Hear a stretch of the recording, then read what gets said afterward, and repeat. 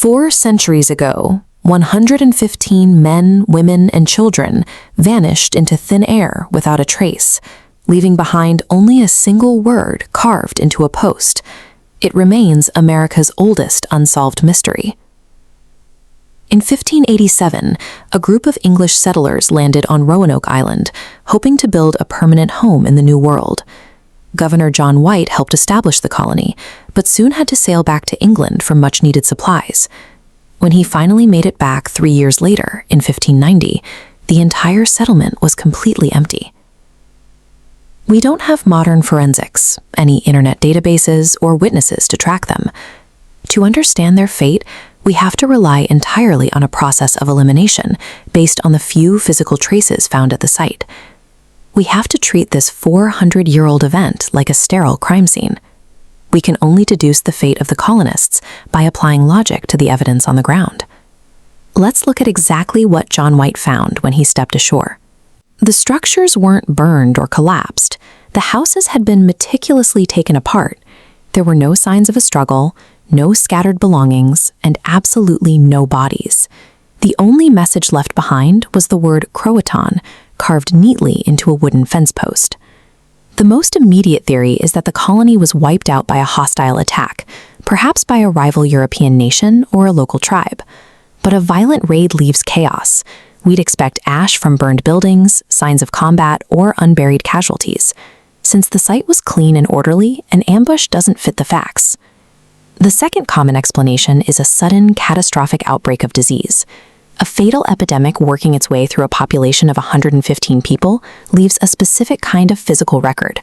We would find hastily dug mass graves or skeletal remains left in the open.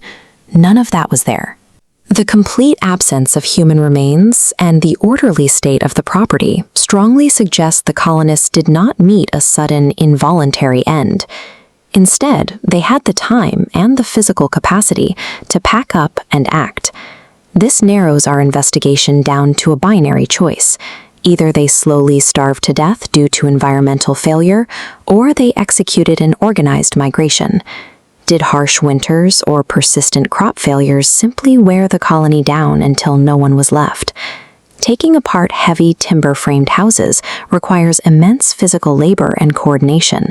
A starving, severely weakened population wouldn't have the energy to carefully dismantle their homes. Those dismantled structures suggest something highly calculated.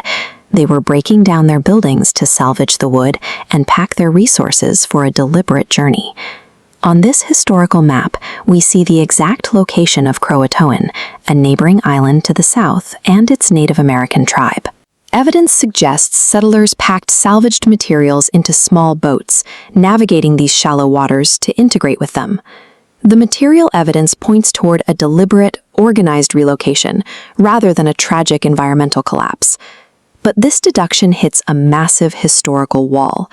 Despite all the logic pointing to a planned relocation to Croatoan, nobody ever found definitive proof that they arrived.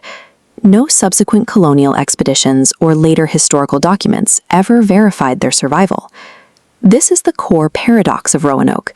The physical state of the colony indicates a calculated departure, yet the historical record reflects a complete erasure of over 100 people.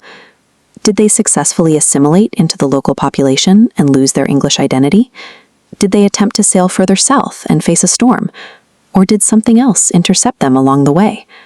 After more than 4 centuries of searching, we have exhausted the physical evidence.